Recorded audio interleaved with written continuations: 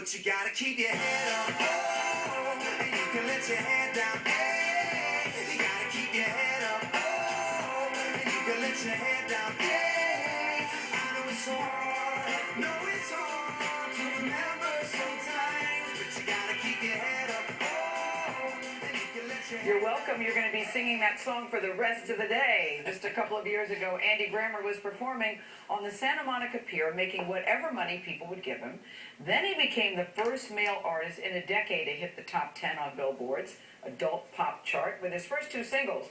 The man who brought us Keep Your Head Up and Fine By Me is here in Studio 57. Hello to you, Andy Grammer. What's going on? Good to be here with you. Now, when you look back at the arc of your life, here you are, you're on the Santa Monica Pier. I think you had your car battery to sort of power up the guitar, really just sort of singing for your supper, as it were. To here you are today, one of the top artists in the country, you have to think, wow. I mean, it's crazy. This is totally crazy. I was just telling you guys, I feel so professional right now. This is, I got my coffee, I'm on morning news. This is great. But what was your strategy back then? Because you clearly had a strategy about where you wanted to position and the songs you wanted to sing. Yeah, so the thing is that if you just go out and play softly, you probably see the guys in the subway as well. If you sing really softly, nobody stops. And you have to choose, like, breakdancers are a bad thing to be next to. Father-son gymnastic duos. Well, because if people are legitimately doing flips next to you, you sing like your soft, sweet songs. It doesn't cut through. Okay. So I learned how to beatbox, and I would do different covers and try to make as much noise as possible. And there was a whole underground pay homeless guys to stand next to you or hold your spot. It was like a whole thing. And you can test your music out. I mean, in that kind of format, really pretty quickly, can't you? You really can.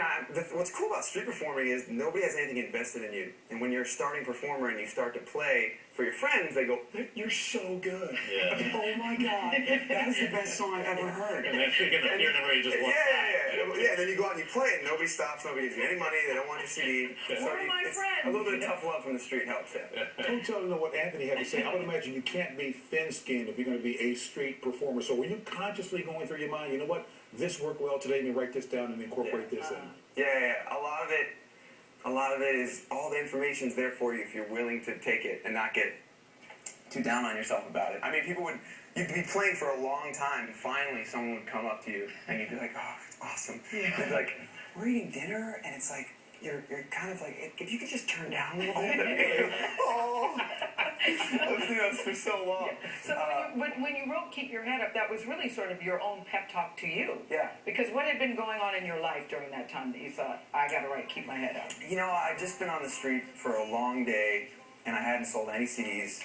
And it's a long, like 8 hours of being out there singing just to the world, basically making a statement. They're like, "I want to be a musician, and I'm not leaving until something happens," and nothing happened. Yeah. So I'm taking my cart, with all my stuff, my rug for Vibe, and I got all this stuff, and I'm walking it up the parking garage, and I'm just saying to myself, like, man, I'm either going to go home and cry or write like a jam right now. When did things really turn for you? I mean, in your view, what changed your career? That song. I mean, the thing is, you need one song for the world to kind of understand. Oh, that's what you have to offer. I'll come in and check out all your other stuff. So once Keep Your Head Up hit, that was cool.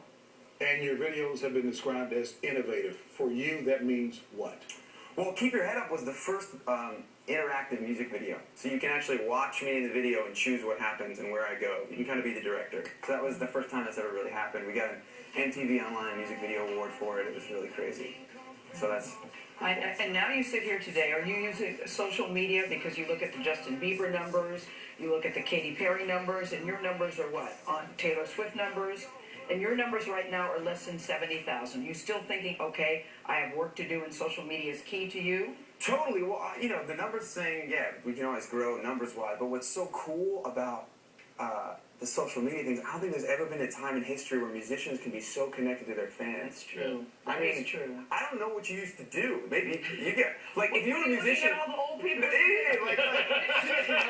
you see how you do? I don't know what you... Terrible. Yeah, that was a terrible thing to do. What I'm saying is, like... No, it was an honest thing to do. Go ahead. In the olden days, if I wanted to play a show in Seattle, what do? Do I call my friends and go, like, could you guys put a couple posters up around Seattle? That's pretty much it. That's insane. So now you go like, hey, I'm coming to Seattle tomorrow. And everybody's like, awesome, I'll see you there.